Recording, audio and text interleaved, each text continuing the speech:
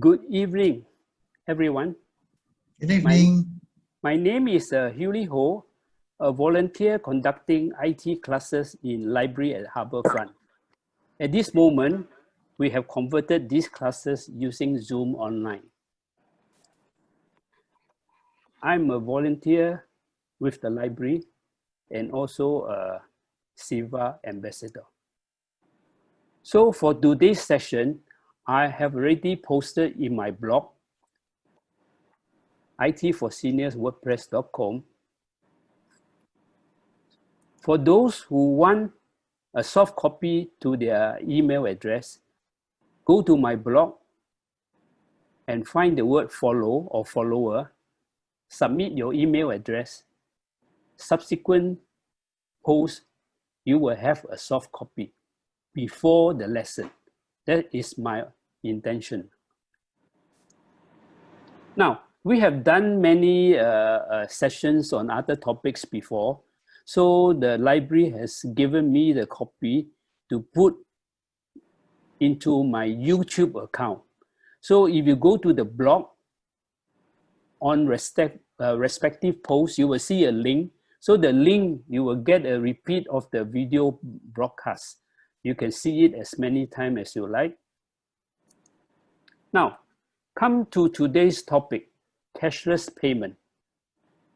So first thing, we need to know what are the advantages and the risks involved. When we talk about risk, there are two types of risks in cashless payment. One is the communication risk. So what is the best risk-free communication you can think of that has no internet, no record, no risk of virus, but the most important question is that effective and practical? Have you thought of it, the idea? This is the one. We call it the 4 I's. But is it effective without record? Now, the next one, transaction. Same thing. Don't use the internet, don't have any trust issue, no record. So the basic question again is it effective and practical? So what do you think this will be? Barter trade. Okay, now you know the basic of transaction, the basic of communication. Let's fast forward to now. A business transaction is a system of exchange. It also has an element of trust. As you know, you go online and buy anything, you pay first before the goods arrive. So if you join an ABC company and pay your money and the goods don't come, then it's good luck to you, because you have not gained the experience of understanding which site is reliable and which site is not reliable. Now, what are the advantages of a cashless society? So I have put a few points down here. All these are in the notes. So sometimes I skip it, is because you can refer back in the blog. So the most important thing from what I can see from my angle is easier for consumer to budget, because everything is recorded. Every month, how much you spend, what you spend on, whether on necessary thing or unnecessary thing, all the product item, the cost, everything is recorded. So this is the advantage of having a cashless payment that is fully recorded. Now, because of time constraint, I cannot show you this video from YouTube. I suggest you go to YouTube and just search for China is beyond cashless. Once you see that video, you will get an idea how easy, how convenient it is to go to a cashless society. Singapore is still, you can say, lag quite far behind for one very simple reason. We have too many players. China, they only have two main players. WeChat, and Alibaba, I think. Yeah, two. Here we got many. That's one of the disadvantage. But the system is the same.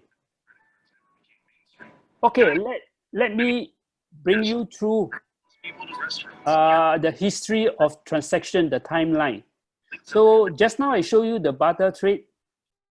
This idea on record from Google reference is more than 6,000 before Christ. Then as time go by, somebody invented the paper money. So we have the paper money. And further down the line, somebody invented the Visa card. We can bring the plastic card anywhere around the world. We just rub it, we can get what we want and come home, then we just settle the statement and payment. So that is you can say how simple it is. Now, WeChat in China started in 2011 because at that time the Internet of Information already there.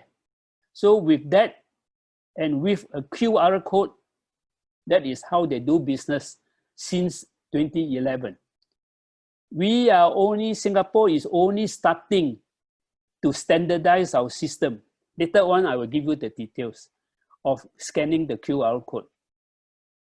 Initially, I don't understand why the QR code is so convenient and so secure. After doing some research, I understand it. So if any of you have any question later on can ask me on that.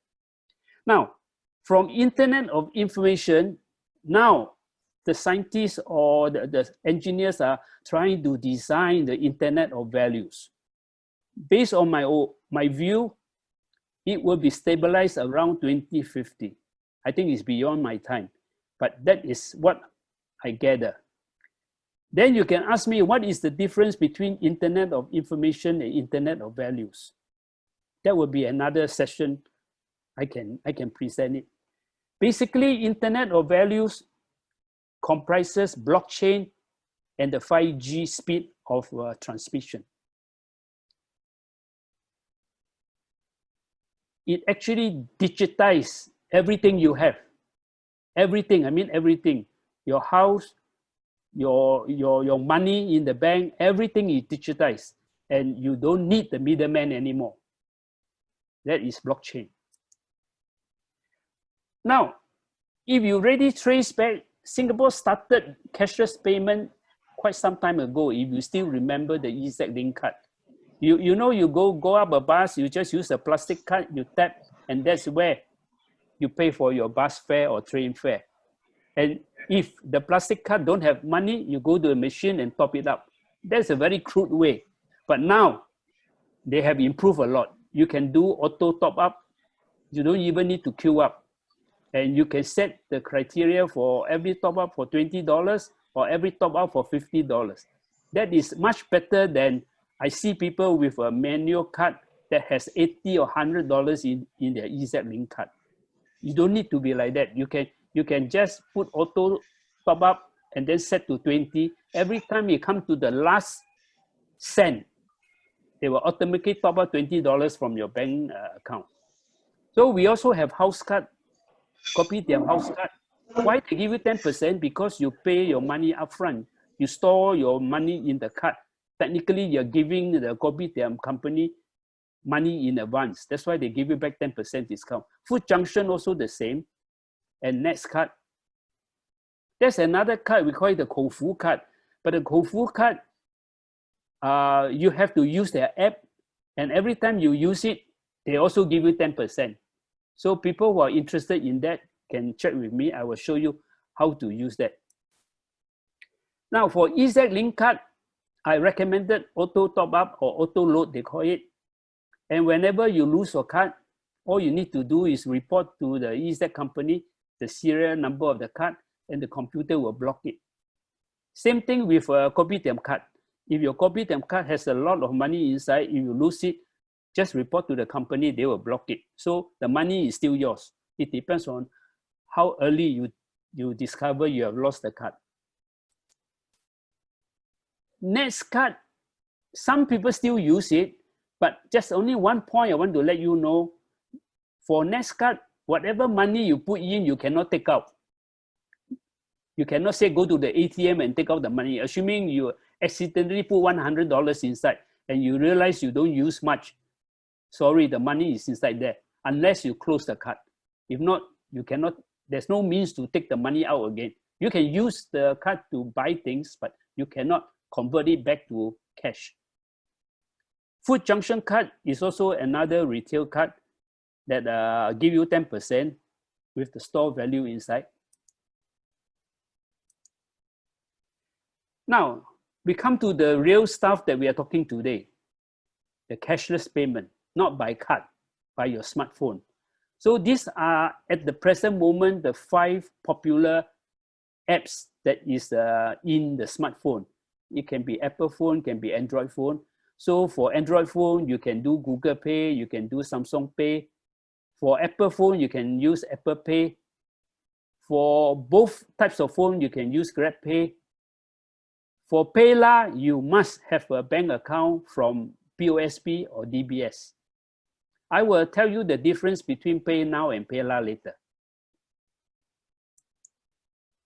Now, lately the government has standardized this, they call it SGQR. Technically what happened is, you see all the apps below, these are all the company that has agreed to use a common platform.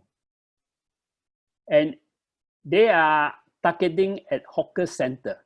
So you go to any hawker center, most of them are being convinced to apply for this manner of accepting cash for their service or for their products they sell.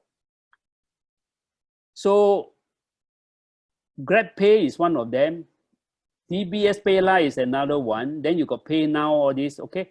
So my suggestion is for people who are very worried about or fear about online transaction, I would suggest you all start with GrabPay. I will describe GrabPay in more detail later, but just bear in mind that GrabPay is included in this platform that the government has rolled out.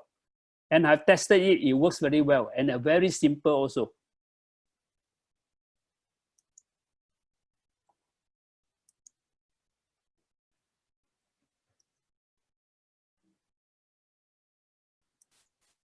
Now, talking about GrabPay. GrabPay, the app has many features. So one of the features is, as I said before, every transaction you done is recorded. Like I have a minus 3.5. That means I have bought a bowl of porridge from this company using the cashless GrabPay payment. So it's recorded. Then I went to Isetan, I buy something, 23.90, also recorded. When it is minus, it means you have spent the money taken out from your GrabPay wallet. If you top up the money, that is a positive value. So I have top up $10 from, I think from a Visa card or from bank account, I'm not sure. Oh yeah, it's stated there. It's from a MasterCard. So I have used a MasterCard to top up $10 to my GrabPay. This is just one of the demonstration I did when I described the GrabPay app. Then they also give you a daily summary of what you have spent on the right-hand side. So there's a lot of recording done. So if accidentally you see something that you have not done, very unlikely, but you can detect it and you can trace what happened to that amount that you think you have not spent. Now, this is a very simplified diagram to show you how the flow of information. The flow of information is both ways. And you notice the top box, I call that the middleman, okay? The top box is the middleman, the bank. The facilities for communication is the internet. And you as a customer is holding a smartphone. And the vendor, in the old days, have a machine. But nowadays, they just have a piece of paper, a QR code paper. just paste on their, what should I say, their store. But you read carefully this QR code, there's the name given. That means the name of that store. So if I'm naughty, say for example, if I'm naughty, I go and take this store A QR code, transfer to store B, and take the store B QR code, transfer to store A, and assuming the two vendors are so ignorant, they don't even know about it. So if a customer go there and pay, they're actually paying to the wrong person, you know. But it's very unlikely, nobody do such a thing, you know. But if I'm the vendor, every day I will check my QR code, whether that one belongs to me, because the name is given there, okay? So to use the system to purchase a product from the hawker center, all you need to do is to order your product. If the product costs you, say $3.50, use your smartphone, scan the vendor's QR code, and the name of the store is given there. Okay, you look at the store name and look at the smartphone that you have. Then you have to key in the amount that you're supposed to pay the vendor. Say $3.50, you key in $3.50. So you only need to check two things. The store name is correct based on what you see on the title of the signage of the store, plus the amount. Once these two is correct, you just confirm. And the vendor will use his or her smartphone and check, and straight away it's immediate. Whatever money taken from your bank account or from your wallet is transferred to the vendor's account, and it's being reflected on his smartphone. As simple as that. But this system, no receipt. All the records are in your smartphone, no receipt. The old system has a receipt. Old system is still available. You go to Simlim or what, you buy anything, they use the cash machine, they still print out a receipt for you. But I think after some time, they will start to phase out that one. Because when you have a machine, you need maintenance. When you have maintenance, somebody have to pay for the maintenance. So the government have simplified it, just a piece of paper. And everything is within your smartphone, and within the vendor's smartphone. So as simple as that. Now, to do cashless transmission, there are actually three criteria. That's why I say it's quite safe. First criteria is the middleman is helping you. How much money you have. That is your asset. You remember what I said just now? Internet of information and internet of value. At this moment, we still depend on the middleman to keep the money for us. So that is the bank. That's the first criteria. Second criteria is your smartphone. Nobody can access your smartphone if you have given a screen code to your smartphone. And for PayLah, they even have another level of security. Before you can open the PayLah app, they ask you to put your thumbprint there or a code there. So most of us, we just configure a thumbprint. So when we tap the DBS PayLah, when they pop up a thumbprint sign, we just put it, then we clear the second one. So that is the second criteria of confirmation. The third criteria of confirmation is the communication. Communication means, just now you remember I said, from your smartphone, you have to talk to the bank. And you're telling the bank, take $10 from my wallet and pay to store A. That is what the communication. So if you have a wrong QR code, the computer is not that smart. So he will pay to vendor B. So that is very important. When you go and pay, you check the store name just to be fair. But very unlikely in Singapore we have this type of naughty people, okay. But just be aware that it can happen, okay. So this is just the wording of what I explained to you just now. 3 criteria. So your smartphone is good to have a screen code to block anybody who want to use any app in your smartphone. Some of phone, they call it a screen code or whatever you call it. I call it the access code to make the apps active and working. This one is just for information. You go to NTUC, you notice that you put your Visa card, you tap on it. Technically, that is a communication. We call that a near field communication. It's the same thing. They just transfer your Visa card details to the bank, and the bank will check the details, and the NTUC cashier will key in the amount, and that amount will be charged to your credit card. So it's very dangerous, right? If somebody pick up your credit card, it still can do that. The computer is not that smart. But NTUC has a safeguard rule that I think more than $200, they need a signature. You can say anyhow you sign also can, you know what I mean? But don't forget, it's traceable. All these things are traceable because you are going through the middleman.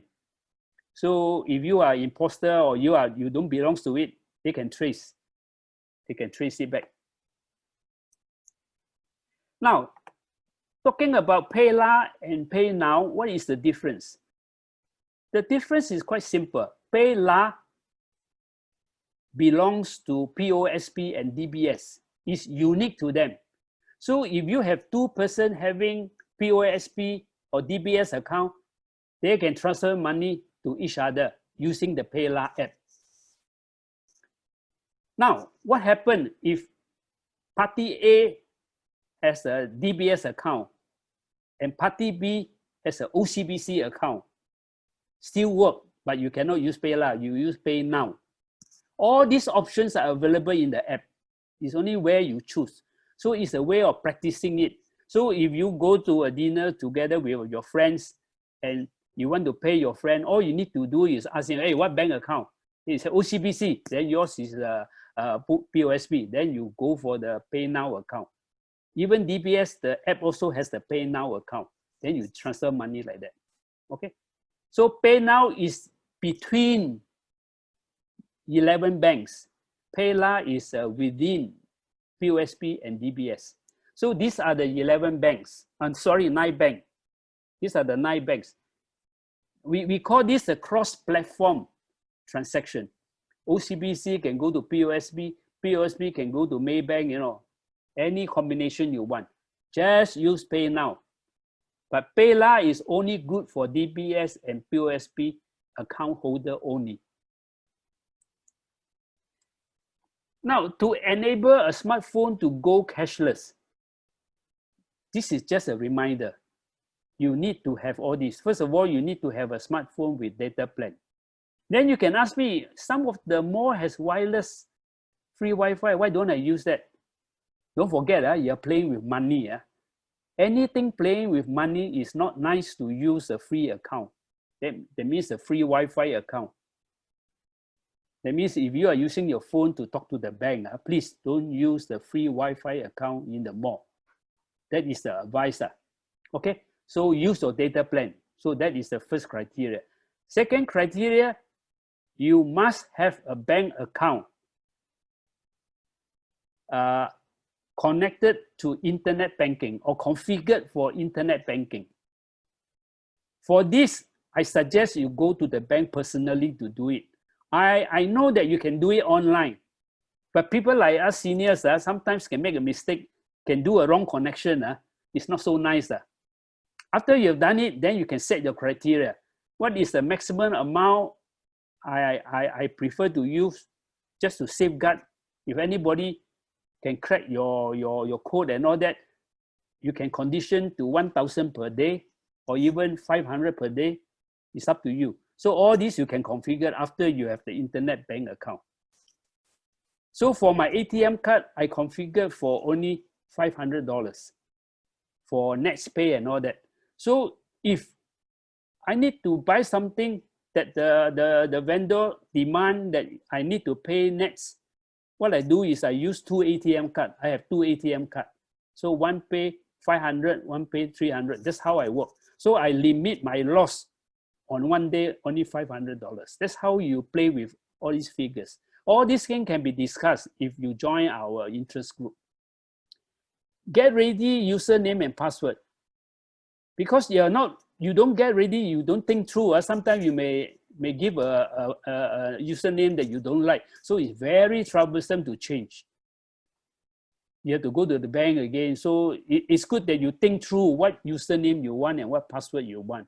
Write it on a piece of paper, do it, and then keep it properly. Because even you lose your password, also very troublesome to get it reset. So find your own way to keep record of all these important things and download the app. Interest to try cashless payment. Okay, this cashless payment session is not the first time I'm doing it. I've been doing it, I think 3-4 years in Harbourfront Library. And whenever I do it, I always have a field trip. So if any of you are interested in the field trip after this lesson, I give you an email address, you contact me and I can group. I notice now the COVID only allow us 5 per group, but doesn't matter. If we have 10, we sit 2 tables, no problem. We can still meet the requirement. So here, I'm saying that for those people who worried to start a bank account, you can start with GrabPay. No need to have a bank account. Just use your smartphone, download GrabPay, and you pay another person, your friend or your children or what, cash $20 and ask them to transfer $20 to your GrabPay wallet. I think children no need to pay them. You can just ask them to give you $20. But if it's your friend, you can give your friend $20 and they can use it. Because GrabPay app can transfer money any direction. And GrabPay app is very useful, the Grab app is very useful if you are a parent with a few children. So all you need to do is to give every children a GrabPay app without a bank account. And every time you top up money to their Grab wallet, and they can use it to go to hawker center to buy food or even sit a Grab taxi home. So these are the flexibility of not getting your children run out of cash and don't know what to do and have to walk home or things like that. So GrabPay is a very good starter for people who worried about linkages with banks and all that thing. So this is my email address for those who are interested in a field trip. So a few questions I will ask you if you connect to me. First of all, do you want a bank account? If you want a bank account and you have not started it, then I have to bring you to a bank to let you get that thing connected. Then I will show you how to configure the app. Then we actually go to a hawker center to try out, to let you feel how easy it is to use it. I think that's all I have. This is one of the field trip. I think this is the last session, the last year or what. When after I did my cashless payment, I bring them out to, I think, Kofu in One North. And they're so excited, they try it out. And I would say the hawker there are very patient with us because you know why? All of us are very excited. So I stand beside them and make them slow them down so that they don't key in the wrong figure, wrong money.